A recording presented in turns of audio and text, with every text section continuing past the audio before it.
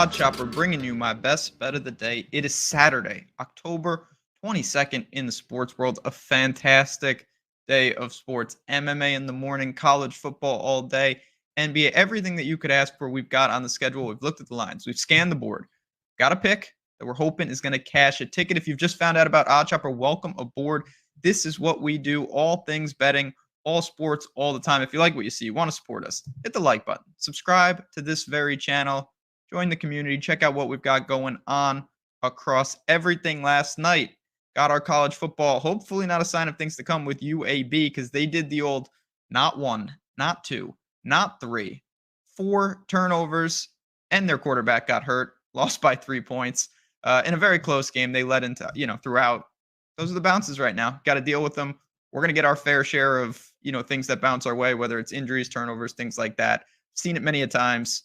We turn the page. Maybe today. Maybe we get 4 turnovers in this game. In addition, real quick, bet 10, win 200 at BetMGM.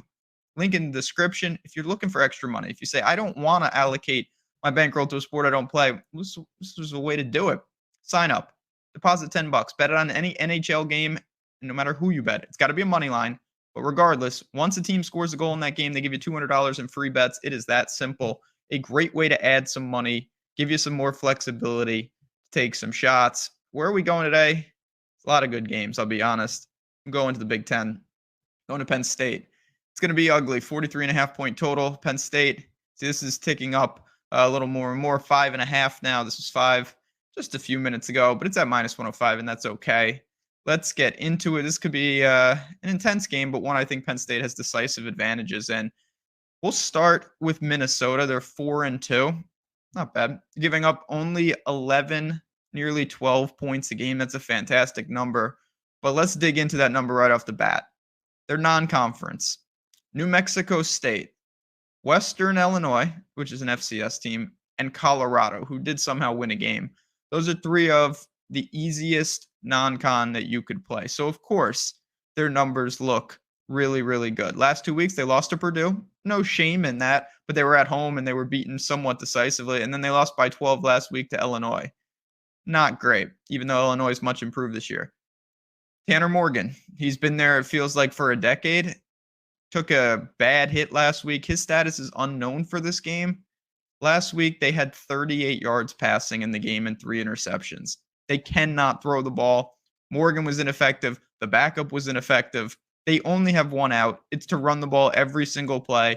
That is what they're going to try to do. It's not to say that they can't be successful doing that, but that is all they're going to do. And if Morgan misses the game on the road at night, that's going to be a major problem. A major problem. And we've seen this once the level of competition has increased. On the flip side, Penn State is 5-1.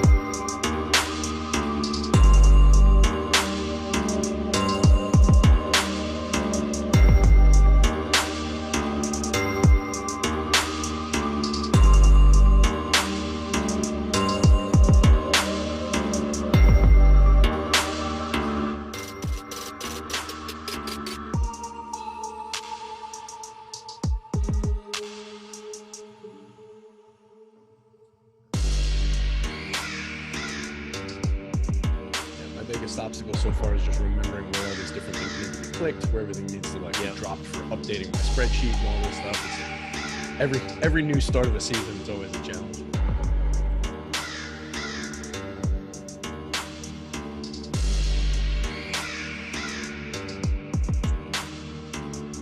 What's happening, Stokastic basketball fans? No need to adjust your dial. It is the NBA Strategy Show. My name's Terry McBride, your pal from baseball all season long. I'm here talking with Adam Scherer, going through the NBA slate for tonight. We've got an 8-gamer lined up. We're brought to you by BetMGM for their BetMGM NHL promo that we'll talk about a little bit later. And we've got an 8-game slate for basketball. We're brought to you by, we're from Stokastic. I think you guys know that. I should have started the show with like the name of the show, the Stokastic NBA Strategy Show. Would have been a little bit smoother. I suck at intros. Adam, how's your morning going? Pretty well. Working on MMA, finishing up MMA, so that's been interesting. Huge slate today, so looking forward to that. But yeah, my morning's been good. I'm excited about today. Lots of sports. Nice. Yeah, I heard it was. I'm not a big MMA guy, but I heard it's. Mike was telling us before the show that it's over in Abu Dhabi, so early start over there, I guess. Yeah, over in Abu Dhabi, and possibly the best fight card like ever. Probably, Wow. definitely the best since I started watching during COVID. Okay. All right. So that's interesting. Maybe that's someone I'll actually. I assume it's like pay per view or something. The main card's pay per view. Yeah. Yeah. All right. So maybe I won't be tuning into it, but it would be cool too. I guess that would be a good one to jump into. The prelims are not, so it's okay. The first, I don't know, 6-7 fights are free. Okay, I'll pop some of those on there. I've never gotten into MMA. I was a boxing fan for the longest time, and then that kind of waned on me. And just with boxing being so shitty for years and years, and just haven't gotten over the hump with MMA. I feel like all the fights that I end up watching end up in grappling, submission, can't see what happens, and that's been my impression with MMA. So I got to just catch a good fight, and then I feel like I'll get into it. Yeah, it was. Today's the day. For me, it was also like I never got into it before COVID, and then it was just there's nothing else to do. Now it's my favorite sport to watch. I think partly just because like it's still relatively new to me. But yeah, like I don't know, you learn it. There's like a lot of strategy that I had no idea existed. So yeah, I enjoy it a lot now. Nice. Sounds like fun. That's how I feel about Korean baseball being my favorite sport since COVID. So like I was saying, rambling through in the clunky beginning, gang, our pals at BetMGM are bringing the show to you today. We're going to go through game by game for the 8-game slate. And Adam, any like overarching thoughts on this one as we're coming into this slate specifically, or just from what you've seen for the first 4 days of the NBA season so far? I think pretty much just that we are, now it's nice. We've gotten most teams playing at least once, if not twice. So you can at least start to make better educated guesses. But it is still important to keep in mind that you can have things really skewed from like 1 or 2 games. So you do want one to be balancing everything against sort of your expectations coming in, especially in terms of like the roles players we're going to play. If somebody was fully expected to be the primary facilitator and you have 2 games or 1 game of them not getting a lot of assists, you don't want to just completely throw out the window, what you thought they were. But also with minutes, I mentioned it with Kelly Olynyk specifically yesterday. But like there's a tendency early in the season to just see 1 or 2 games and be like, oh, this is how many minutes they play, and not pay enough attention to fouls and blowouts and stuff like that. So there are still some areas where I think you want to really be paying attention to what do I think this team is trying to do with this guy versus like what actually has happened so far. Yeah, the circumstantial versus like the plan, basically. What happened because of what was going on in the game flow and all of that. Like a guy like Hartenstein from the Knicks from the first night, from their first game. They went OT. He ended up playing like 40 plus. Mitch was in foul trouble, et cetera, et cetera. I do think he's a part of the plan in New York. I do think he's going to be a nice piece for them, but I don't think they're going to be running him out there, 36, 38 minutes a night, at least not to start the season, unless something goes haywire. So stuff like that, I think, yeah, you're right. Just keep an eye on that. So with that, let's get into a little bit of the game by game real quick here, gang. We will jump in first game on deck, the Boston Celtics, and apologies in advance for when I call one of these teams by their baseball name. There's too many teams that share baseball towns. So Boston Celtics, 8-point favorites going into Orlando with a 215 total in this one. What are we seeing from the Celtics side, Adam? We've got a couple clear-cut stars. Doesn't look like anybody's really mashing their way through any of our optimal lineup rates, our boom score probabilities on in the early projections today.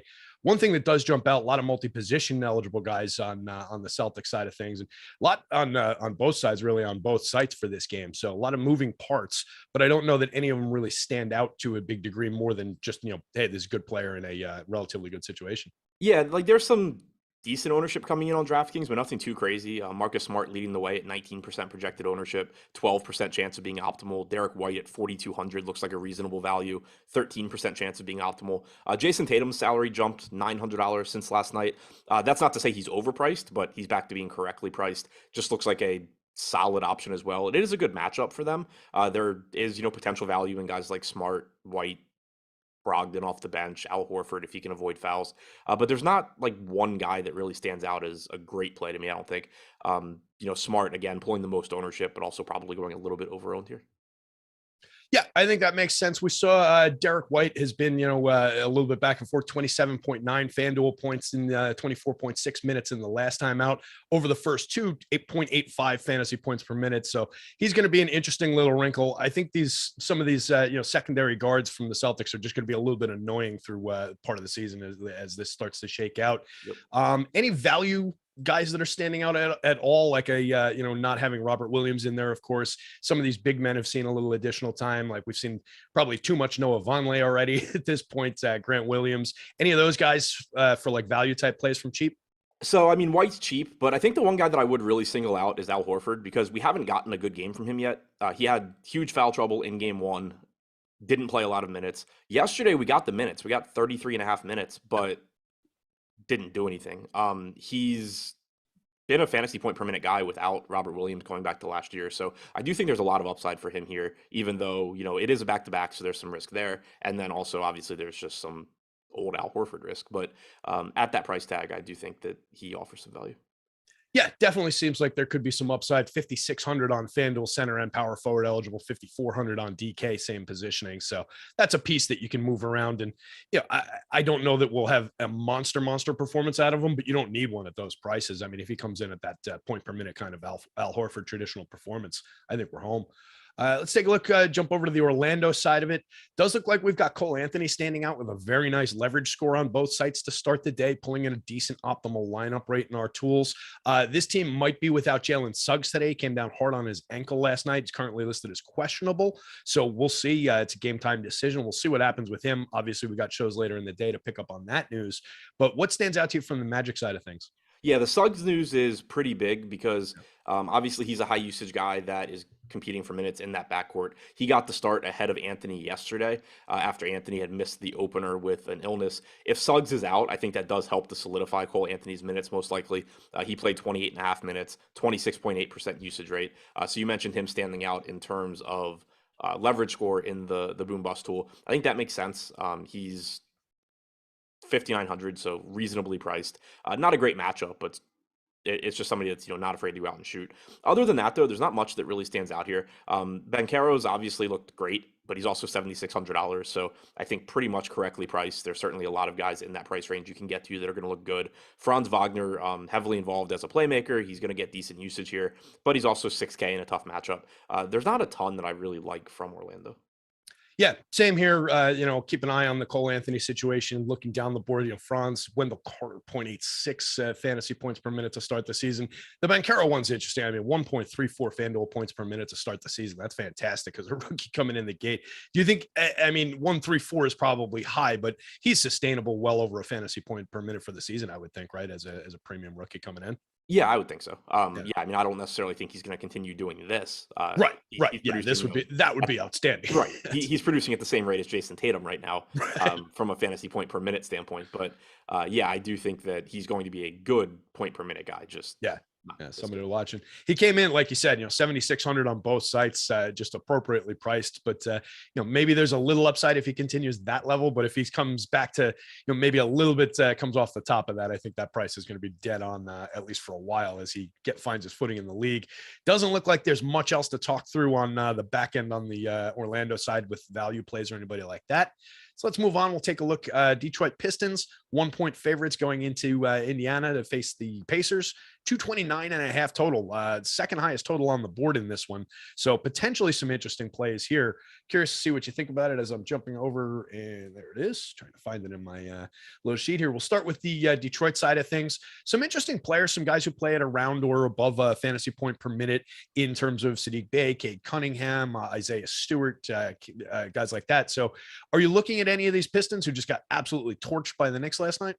Yeah, I mean, it's an appealing matchup too, because this is a really bad Indiana defense, especially without Miles Turner. So going right back to Cade Cunningham at 7,800, I think makes sense. He's projected for around 17% ownership, 15% chance of being in the optimal lineup. So he's going to look pretty good. But then there are some value wings that you can look to as well. Saddiq Bey and Bojan Bogdanovic, Bey coming in at 5,500, Bogdanovic at 5,400.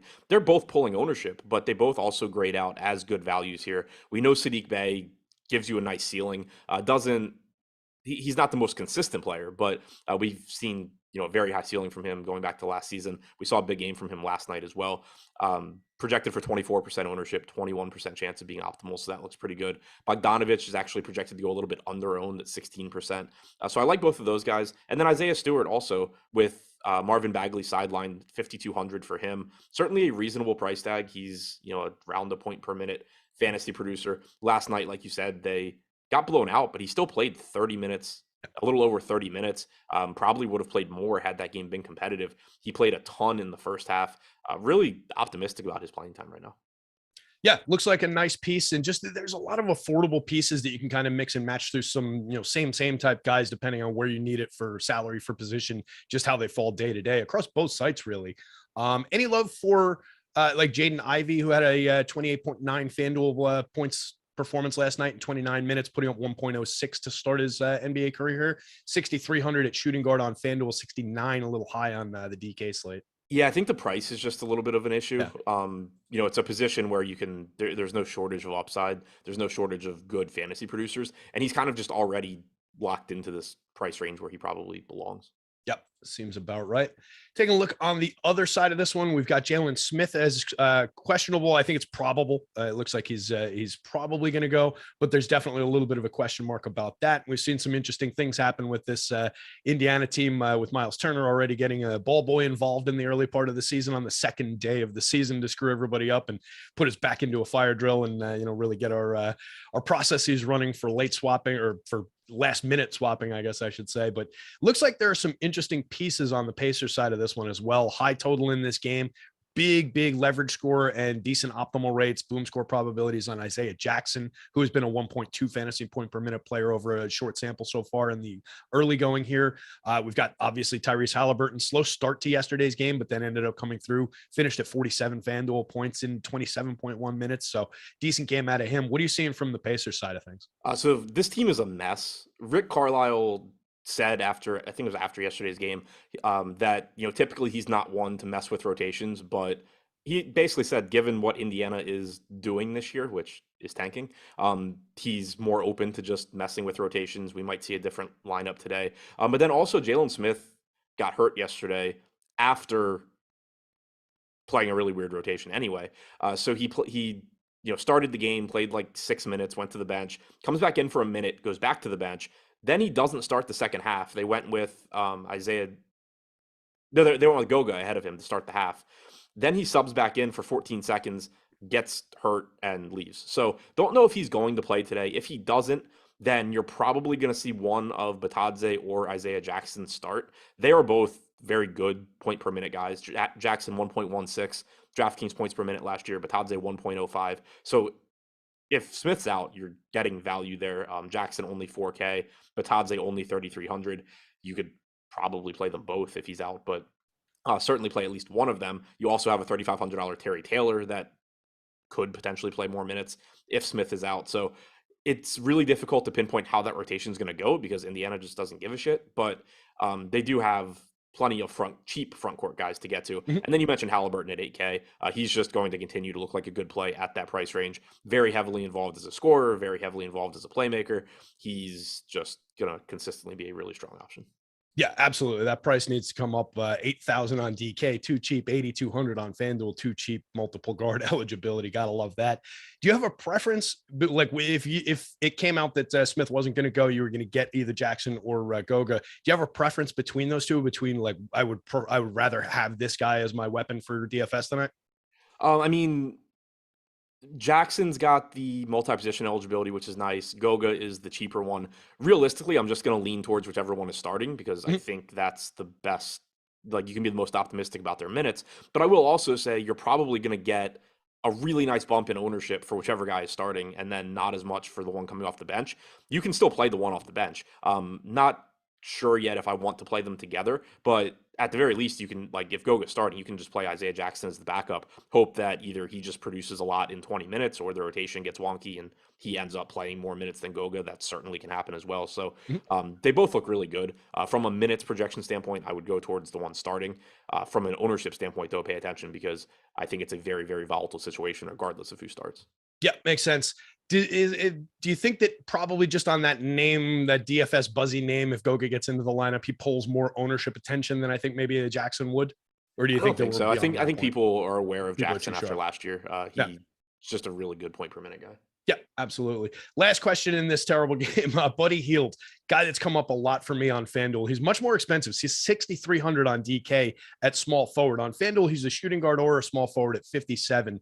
That's got him not like popping through the top of the model by any means, but a 15% boom score rate, a 7.5% optimal rate. He's owned a little bit more than that, so he's negatively leveraged, but he's just one of these average like pieces that I can move in and out of shooting guard or small forward at an okay price. Do you see any upside for Buddy Hield, or am I just nuts for considering him? No, there's always upside. Like, he doesn't stand out as a great option in terms of somebody that I would expect to get a lot of, just because I think he is pretty much correctly priced. He's going to be, behind Halliburton at the very least in terms of per minute production. But if he's knocking down threes, like, he can still go have a big game. So I think he's reasonable at low ownership. Same can be said for Mathurin as well.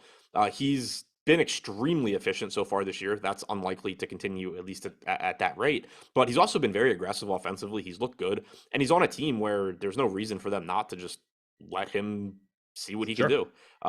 He was their first round pick this year. They would prefer to lose. Probably they don't. It's not like they're going to take him out because he's not giving them the best chance to win. If he's playing reasonably well, there's no reason he can't get minutes. So his price tag has come up enough where I don't think he's any sort of a priority, but there is certainly a ceiling there.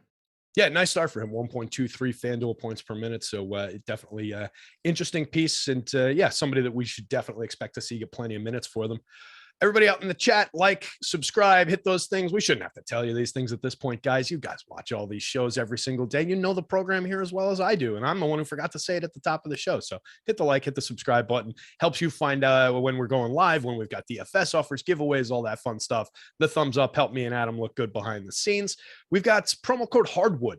Let's talk about that because it's really, really relevant going on for the start of the NBA season. This says NBA is almost back, so it seems like we've got to update our ad reads because NBA's been back for 5 days. This is day 5, first 8-game slate, my favorite slate size. Really looking forward to this one tonight. But if you want to get behind the scenes on the platinum plan at Stokastic, that's the plan that includes NBA. It includes NFL for tomorrow. It includes NHL. It includes baseball for the last few days of the playoffs coming down the stretch here. You get MMA, which we've got the huge slate that we talked about. You get tennis and golf and every single thing that we cover at the site. Every tool, every data point, every sport. Platinum plan. It's the way to go, you guys. Jump in there. Promo code Hardwood, HARDWOOD, gets you $10 access for 10 days of your first 10 days of the Stokastic Plus Platinum plan. You cannot beat that. And if you've been paying attention to the top of standings for the start of the basketball season, you've seen some logos, you've seen some familiar names. Get in there, start using those tools, you guys, and get yourself up to that level. Adam, next game on deck. The Cleveland Cavs, 2-point favorites going into Chicago to take on the Bulls, 216.5 total in this one. Let me jump back to my dashboard here and we will take a look. Looks like a lot of fairly average-ish looking plays on the Chicago side of this one. And then maybe we get into the Cleveland side. We've got a little bit more interesting pieces to talk about. Chicago, I think, is expecting Zach LaVine back tonight. So he's kind of bringing down the DeMar DeRozan upside a little bit. Both of them look fine to me, but not really popping through, as they would if one of those guys was out. So what are you seeing on Chicago to start with?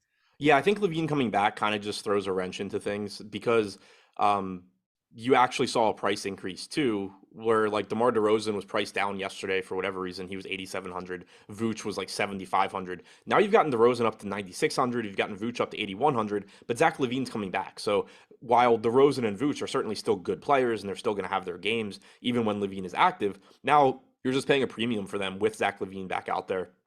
So it just makes it really, really difficult to get there. And then on top of that, you're facing a solid Cleveland defense as well. Yeah. Tough D to throw them into. And like I'm saying, DeRozan 9,800 now on FanDuel, shooting guard, small forward, and has had a nice 1.56 point per minute start to the season. But yeah, throwing LaVine back on the court, I feel like that's going to get shaved down and the price is just high.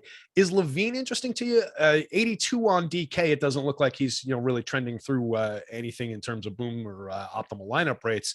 7,300 on FanDuel, shooting guard, small forward, pulling a little bit of optimal rate. And what I like about it is pulling a nice little leverage score, only 3.7% owned. Is that interesting?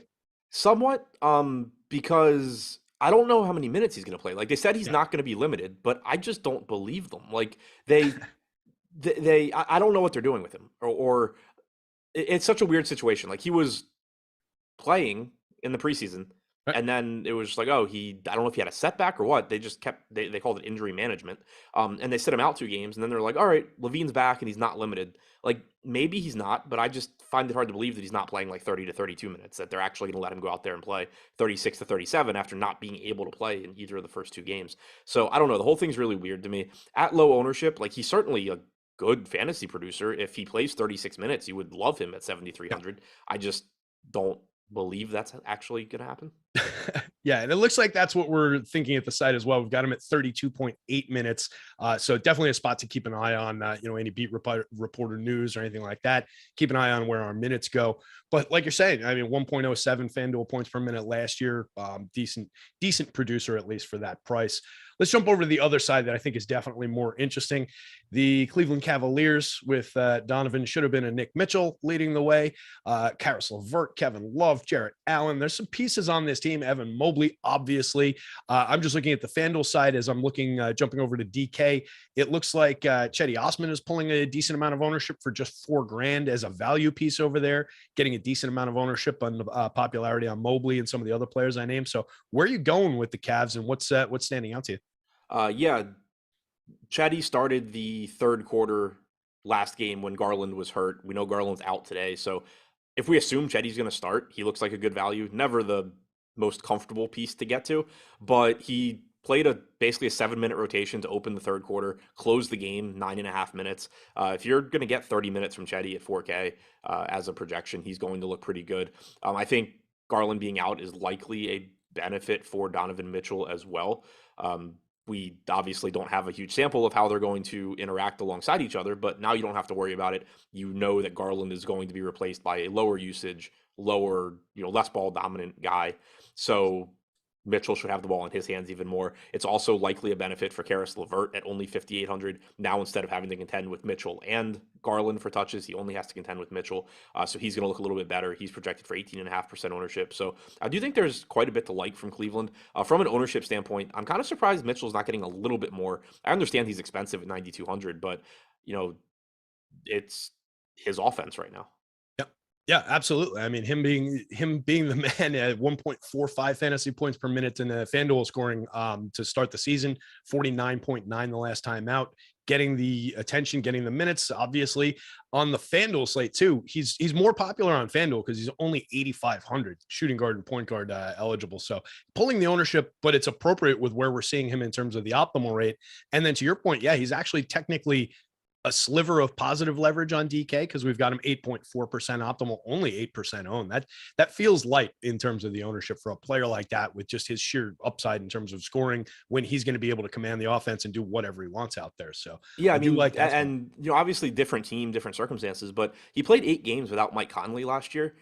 Averaged 1.37 DraftKings points per minute with a 35% usage rate and a 38.5% assist percentage. Again, not to say that he's going to replicate those exact numbers, but that's sort of the best proxy you can find for like what Mitchell can do when he's not playing with Mike Conley or Darius Garland. Right, absolutely. And I mean, look, I brought him into this team to be that guy too. So there's a little bit of that there, and I think he's going to want to go out and just kind of take that mantle, give him the early opportunity here. Let's take a look. We'll move on to the next one. Anything else from that one before I take us out? Nope. All right. So we will take a look here. Oop, and now I'm clicking all over the place. Toronto Raptors, 2.5 point dogs going into Miami. Another one in the mid-range, 214.5 point game total on this one. Some interesting players. Obviously we've got some, star caliber players. We saw a monster game out of Pascal Siakam last night, 64.9 on the FanDuel side. Freddie VanVleet right there with him, 54.9 in FanDuel scoring. So big games out of those guys. We kind of know what we're getting with Toronto in a lot of ways. Miami on the other side, some moving parts, some Jimmy Butler, some Kyle Lowry when he's at the right price, Bam Adebayo when he's underpriced, but nobody really cracking through the ceiling in terms of any of our rate statistics here. What are you seeing from the Miami side to start? So Bam continues to disappoint me somewhat, but I will keep going back to him just because the usage has been there. The minutes were there. he was fine. It was just that, there were centers that went absolutely nuts yesterday. But still 7,100, only getting 13% ownership. I think he looks pretty good. Not as good as he did opening night, but still looks like a good option to me. You have Hero at 6,300 again, getting 17.5% ownership. Probably about where it should be, if not a little bit overowned. Kyle Lowry had a really good game last night, which was frustrating for me because I had talked about it on the deeper dive. I was actually getting to a lot of Lowry, and I cut it back because I just didn't. Because it's Kyle Lowry. Yeah. It was. They're like, well, my concerns were like not only, could he be washed, but like in 138 minutes last year with all of Hero, Butler, and Bam on the floor, he averaged 0.6 DraftKings points per minute. If you just did it with Hero and Bam on and didn't worry about Butler, it was still like 0.78 DraftKings points per minute. So the increase in minutes for Hero is a substantial concern for me for Kyle Lowry. But he showed last night he does at least have the upside at 5,400 to occasionally get there at very little ownership. But today he's pulling 10.5% ownership. So not exactly the kind of guy that I want to get to on the second half of a back-to-back when he's relatively popular. Yeah, that's a second half of a back-to-back too. Yeah, that's a great call actually. And looks similarly popular on the FanDuel slate. 5,200 point guard only, 9.5% owned, 9.8% popular, optimal. So yeah, just kind of an average piece. And with all those factors, the Kyle Lowry-ness, the aging vet on the back second half of a back-to-back.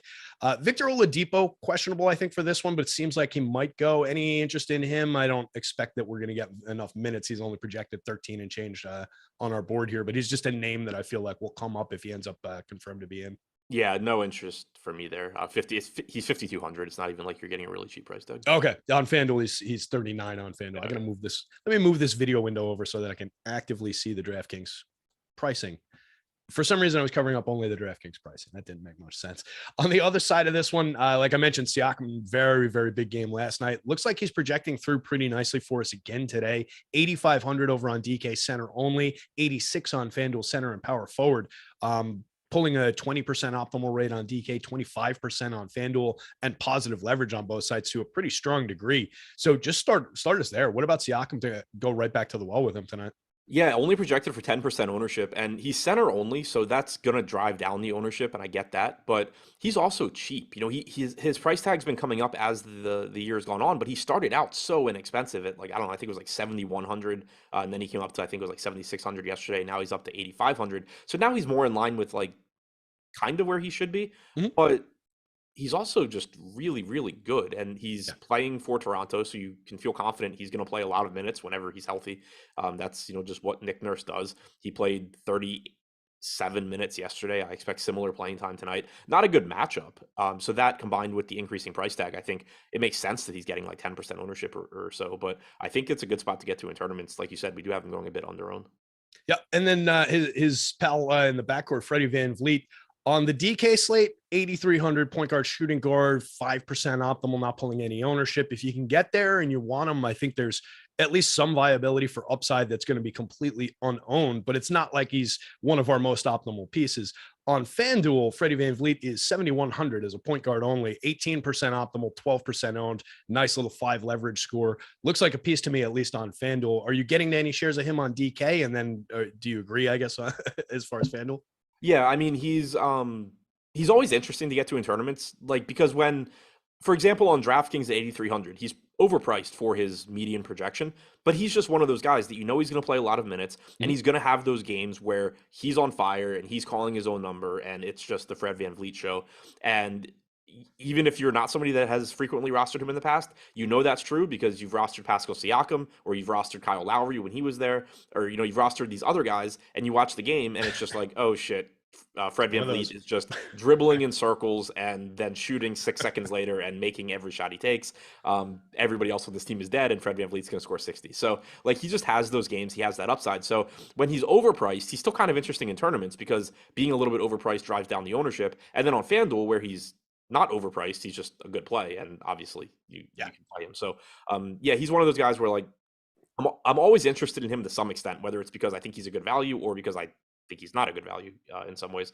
One other thing to double back to on Siakam through the first 2 games, and again, like this is going to come down, but through the first 2 games, 34% usage rate for Siakam. Next highest on the team amongst the starters is Barnes at 22.7%, followed by Trent at 18.6%, VanVleet only at 12.4%, through those first two games. So on the one hand, doesn't give you a lot of confidence in Van Vliet here. But on the other hand, goes back to what I said at the top of the show. Fred Van Vliet didn't just become a dude that's not going to shoot overnight. Right. A month from now, Fred Van Vliet is going to have a usage rate around 22% or something for the season. So he's going to be getting it back there over the next month, and certainly could start today. So I think it's a positive sign for Siakam that he has just been this assertive offensively, even though it isn't sustainable. And then for the rest of the team, like guys like Van Vliet, keep in mind like those numbers are going to come up. Yep, absolutely. And I mean, look, Van Vliet last night was right there with Siakam, 54.9 in FanDuel scoring in 38 minutes for the night. So, I mean, he can compile them even with, with a reduced amount of usage. And if you get that game where he's getting the massive usage, taking the shots, like you were just saying, yeah, that could be an interesting spot. So I expect when I run lineups, I'm going to have a decent amount of Freddie Van Vliet, particularly on FanDuel. Any of the mid-range guys, the Scotty Barneses, the Gary Trents, the OGs of the world, interesting to you here, just kind of usable parts? Yeah, just usable parts. Barnes was kind of disappointing yesterday. He is somebody I like at this price tag with point guard and small forward eligibility. But pulling 5% ownership, 7% chance of being optimal seems fine.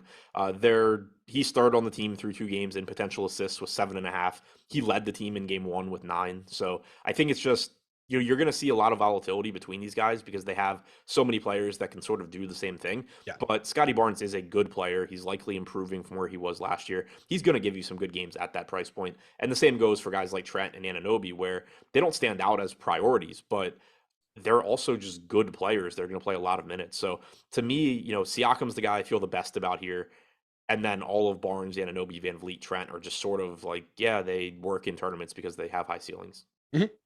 Totally with you on that one. And that feels like just how Toronto's been played the last handful of years. You've got the couple big names at the top, and then just a lot of guys that are just movable parts that any one of them can replicate a decent performance on any given night. Let's talk real quick, gang. Do you guys out there like free money? Because our pals at BetMGM are giving away free money. If you go over to their site and you bet $10 to win on any money line, this thing is a little bit poorly written. It's the NHL promo. You guys have heard us talk about this. It's for NHL. It's not for NBA, but you can go to BetMGM, and if you bet $10 on any of these money lines, if any team in the NHL scores a goal tonight, you get $200. It's as simple as that. It might not be written correctly. It might not read very well in terms of how it's coming out of my mouth right now, but bet 10 on a money line in the NHL, and BetMGM is going to give you $200, and you can take that $200. You can bet it on football tomorrow. You can roll that up. Take advantage, guys. These sports books are not going to be giving away free money forever, but BetMGM right now, if you go over there, $10 on a money line in the NHL, any team scores a goal, which I guarantee is going to happen. Not a lot of guarantees come out of my mouth, but I guarantee you at least one team in the NHL scores a goal tonight. You get $200 for that. Pretty easy. We'll talk about the Stokastic Hall of Fame in a little bit, but let's hit the gas pedal and jump into the next game that we've got on deck here. Looks like interesting one. The Houston Rockets, 12.5-point dogs going into Milwaukee to face the Bucks, but a big total, 232, biggest total on the board. We've obviously got some interesting fantasy names in this one as well. We've got some star caliber players. Let me pull up and see what we've got on the old injury report here. Injuries look the same. No Chris Middleton on the Milwaukee side, no Connaughton, no Joey Ingles. Tate and Washington out on the Houston side. What are you seeing for Houston to start with? Looks like we're getting some okay optimal lineup rates around some of these guys. Yeah, I mean, they've got good players. Yeah. Or at the very least, good DFS players. You can, kind of say what you want about them as a team right now, but they've got a lot of talent there, and they're still reasonably priced. Jalen Green coming in at 6,200, Kevin Porter Jr. coming in at 7,200. They're both pulling mid-teens in ownership, and that seems reasonable to me. Jayshawn Tate, is he back?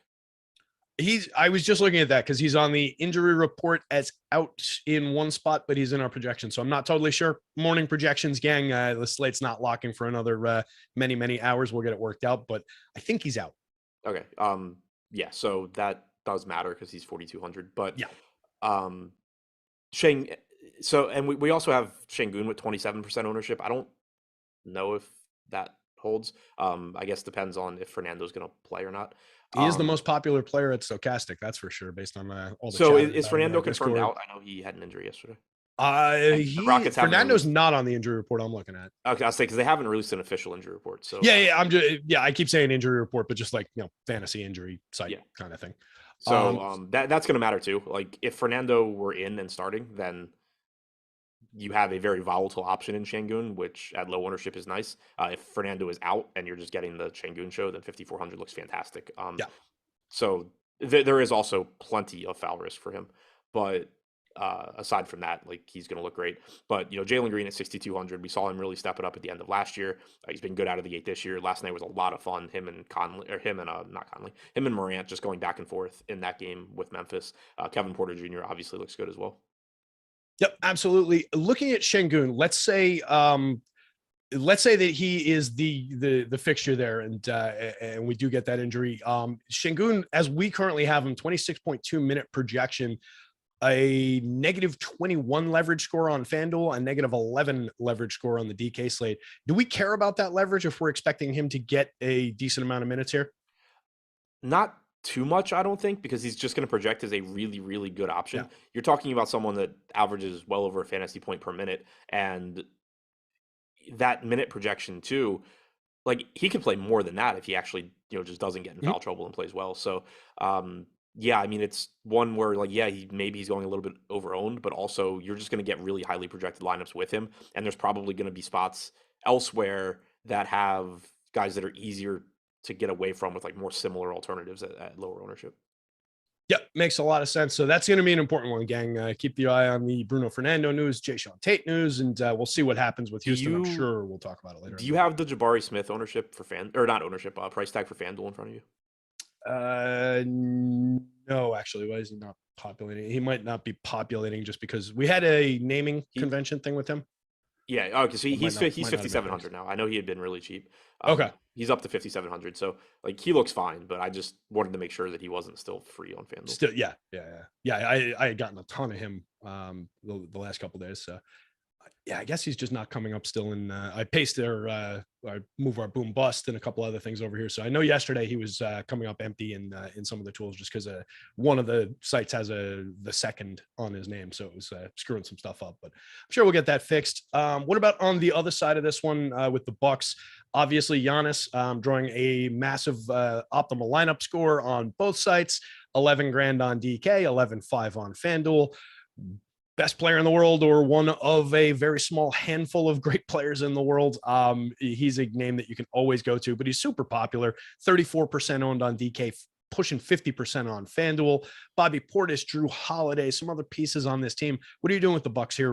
Massive favorites in this game. Yeah, I mean, they look great. Obviously, it's a really good matchup against Houston. There is plenty of blowout risk, but again, if Milwaukee blows out Houston, it means that they're producing at a really high rate, a very high percentage of the time, you're still going to get those points that you need from their good players. It's just going to feel frustrating because you're going to look back and be like, oh, they didn't play the last 6 minutes of the game, but they just produced at a higher rate during the minutes they did play. So not a huge concern there. Giannis, clearly fantastic. 11K price tag, very reasonable for him. Looks great. Like you said, 34% ownership on DraftKings, close to a 30% chance of being optimal. Bobby Portis at 5,600, kind of interesting to me. He didn't start against the Sixers, came off the bench, played 22 minutes, still kind of got there with 25 DraftKings points, and he is cheap enough in a good matchup where he can get there again. But I certainly would want to pay attention to the ownership. 17% I think is reasonable, just given that he is a very good point per minute guy. And there is a path to him playing more than those 22 minutes off the bench as well. If Brook Lopez plays poorly, gets in foul trouble, anything weird happens, you could get more minutes for Portis too. So I don't mind him there. Grayson Allen at 4,800 looks okay. Javon Carter, if he starts, played like 22 minutes. He's really cheap in a good spot. He'd be an okay, very unexciting value. So I think clearly the priority is Giannis. Portis looks okay. Drew Holiday is interesting also, coming off of a poor game last time out. He does see a bump historically without Chris Middleton, but his price tag's also up to 8,600, which is going to make it just tough to prioritize him. Yeah, Drew's an interesting piece. That was going to be my next question. He's 1,000 cheaper on the FanDuel slate, point guard and shooting guard eligible. So he is pulling a very different number over there. 13.9% optimal, 34.3% owned though. So a negative 20 leverage score, one of the worst leverage scores on the board. Would you be interested in a play like that if you were playing a full slate of lineups over on FanDuel? We're gonna, for the people playing the drinking game, go with round one of. Sorry, I wasn't listening. What'd you say? I was saying Drew on FanDuel, Drew Holiday is 1,000 cheaper. Oh yeah. So he's 7,600 over there, and he's got shooting guard eligibility as well. So he's pulling up 34% on, 13% optimal, -20, one of our worst leverage scores on the board. If you were playing full slate over on FanDuel, would that interest you, or would you kind of just skip them and go? I mean, it interests me, but like you're going to have to balance out the ownership somewhere. It's kind of like, it's almost like the Van Vliet problem, where on DraftKings it's really tough to get the Holiday at 8,600, but that sort of makes me like the idea of getting to him at least in this really good spot against Houston. On FanDuel, it's so easy to get to him that it's just like, oh yeah, well clearly he's a good play, and I'm gaining nothing by playing him. So it's kind of annoying because again, like you like him for different reasons and then you dislike him for different reasons. Yep. And it kind of, to me, sort of balances out. Like I'd expect that I have more exposure in the aggregate on FanDuel just because he's really easy to get to, than I do on DraftKings. But I would think that it's likely that you're like heavier relative to the field on DraftKings than FanDuel. Yeah, well, it's almost like you're basically putting your money into a commodity on FanDuel where you're putting it into a more sharp play on DK, right? Yeah. Your DK shares are better than your FanDuel shares, I think. Well, and I guess the other thing that is worth pointing out, he's not even projected to be underowned on DraftKings. Like we only have him being optimal 3% of the time. So maybe Fair. just not even get there at all. But in general, when you're thinking about like pricing discrepancies like that, I think that's how. And it's always worth trying to push to difficult to reach guys who are, star caliber players or guys who can put up ceiling games and that are just going underowned because of pricing. We see that in all these different sports, and it's something we do try and hit on when it's there. Any other value pieces or anything to call out from this one, or should we jump into the Hall of Fame read real quick? No, you can do your read. I will do my Hall of Fame reads. Mikey, we loaded up for the Hall of Fame? All righty, let's see it here real quick. So guys, if you want to be in the Stokastic Hall of Fame and get yourself a free month of platinum, all you have to do is put our logo in your avatar on either one of these sites and then go on and finish in the top 3 in a contest with more than 5,000 people. A little bit of a wrinkle there. If you manage to do that, top 3 contest with more than 5,000 people on DraftKings or FanDuel or Yahoo or any of these big sites, tweet your win at Stokastic HOF, the Stokastic Hall of Fame. That gets you a free month of Stokastic Plus Platinum, and it gets you these fun little shout outs. The first one off the top, just a monster night for our guy, Steve Buzzard. I think this is from last night. 200K on board, $100,000 win on FanDuel, and he topped it with 50,000 in 2 different contests on DK. So winning across both sides, John Morant in his lineup, some Dame Lillard, some Drew Holiday, some James Harden. Maybe these are multiple nights, but just a killer job by Steve to start the season. Not bad at all.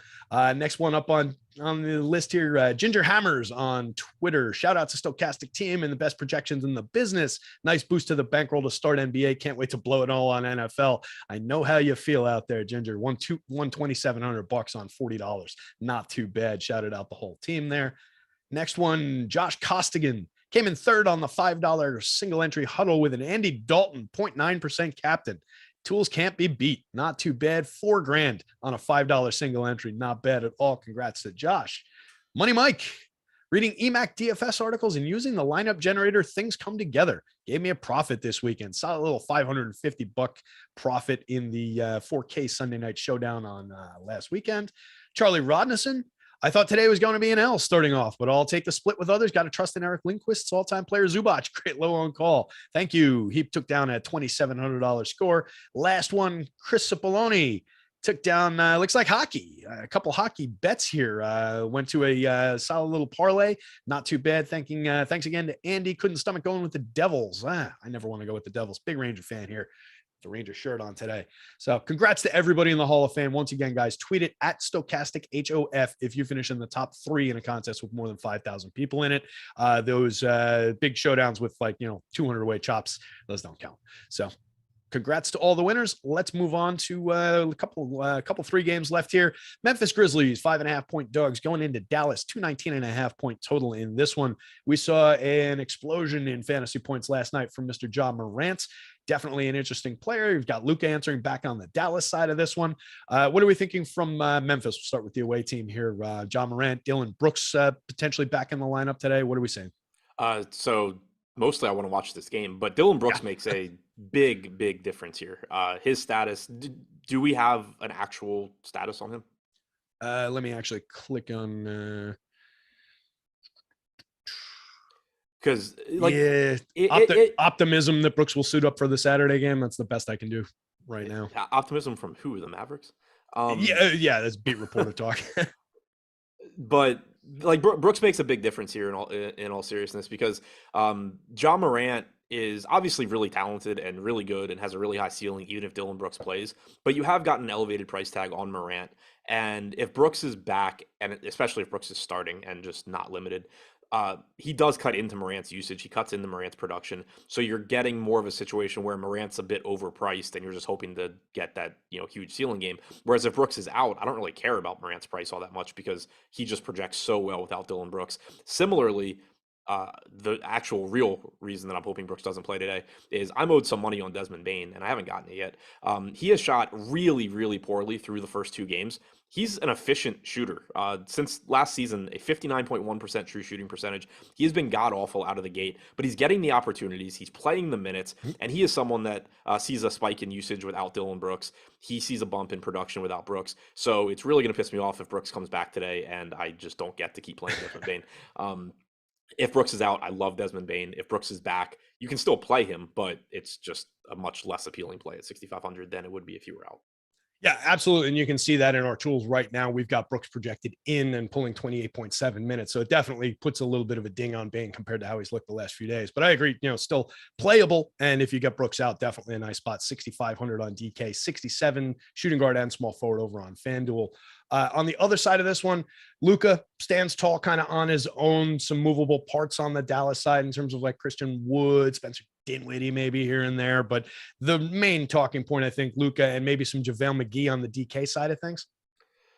Yeah, I mean, Luka clearly the number one talking point. Like, he's on a slate with Giannis, so he automatically is kind of like, at best, the second highest projected guy because of Giannis, but still obviously going to look really, really good. We have him third behind Giannis and Jokic here, but 56.9 DraftKings point projection for Luka looks great. Should be a back and forth, relatively high scoring game. $10,700 price tag is reasonable as well. Outside of that, I think it's kind of secondary options here.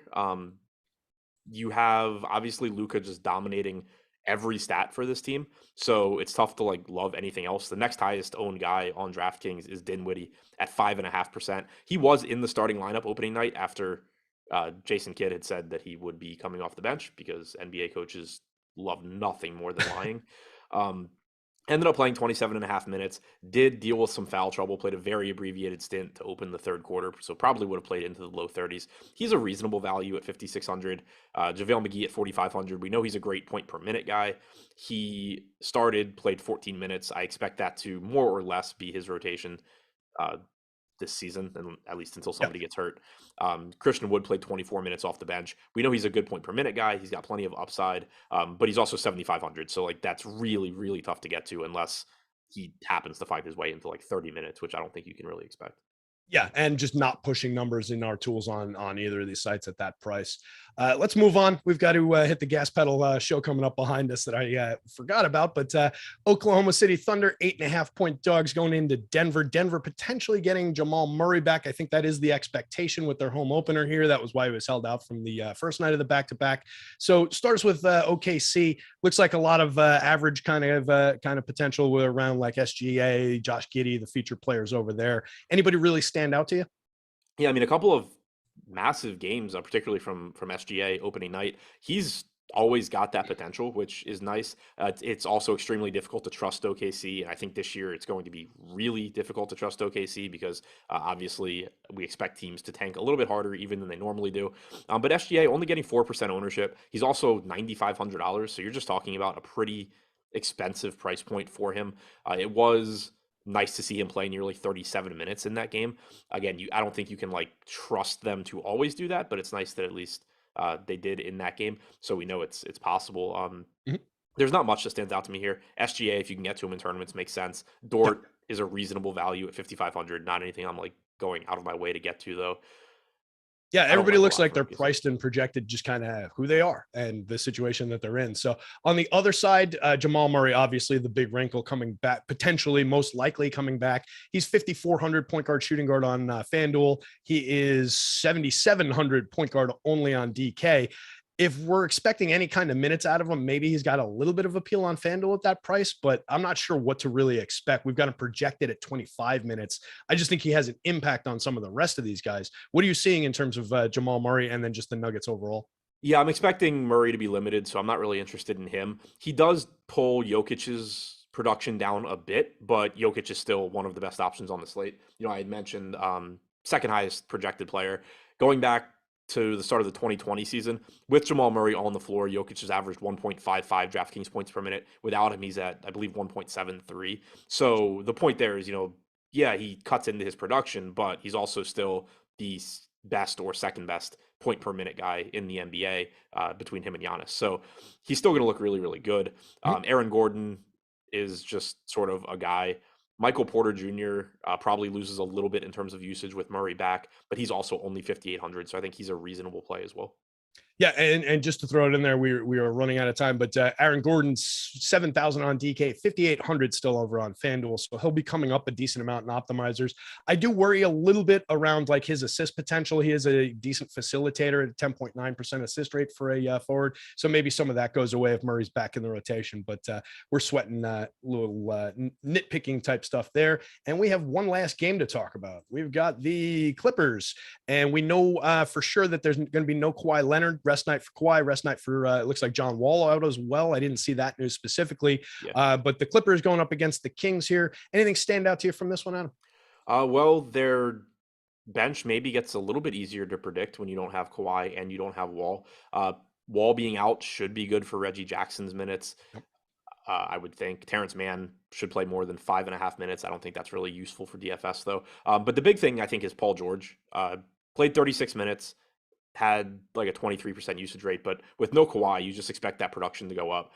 He's going to look really good matchup against the Kings as well. He's currently projected for only 10% ownership.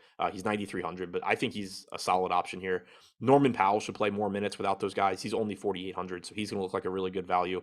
And then another really interesting spot where I think there's volatility, but also a lot of upside is Ivica Zubac at 5,800. He played a lot in the first game. He played 35.5 minutes. I certainly don't think he's going to average 35 minutes or anything close to it for the season, but he's also a very good point per minute guy in a good spot. Even if he played 24 or 25 minutes here, he's going to project pretty well at 5,800. And then if there is the potential for him to play a bunch more minutes, that's going to make him look good. He's always scary when he's popular because those minutes can get yanked around a bit, but I still think he's cheap enough that he's just going to look like a good option. Yep, fair enough. And that's more a DK play. Looks like he's 66 on the FanDuel board and not pulling through nearly the optimal rates or anything like that, and still pulling a lot of popularity. So a little bit more question mark over there. Real quick, Sacramento side of things, we are running out of time. Harrison Barnes, Darren Fox up at the top, pulling some nice leverage scores, some decent optimal rates. Anything you like from the Sacramento side? Nothing that stands out too much. De'Aaron Fox obviously is really good, but he's also expensive. Harrison Barnes looks like a solid value at 5,300, but there's a lot of similar guys as well. You mentioned Dort, mentioned Porter, mentioned other guys in that range. Keegan Murray is expected back for Sacramento, so that's another body that is going to end up in their rotation, taking minutes away from people. Domantas Sabonis was terrible in game one. I don't expect him to be bad going forward. He's been great with Sacramento. There's no reason he wouldn't be going forward, but he's also 8,800. And center only on DraftKings, so it's still going to be, I think, difficult to really prioritize him.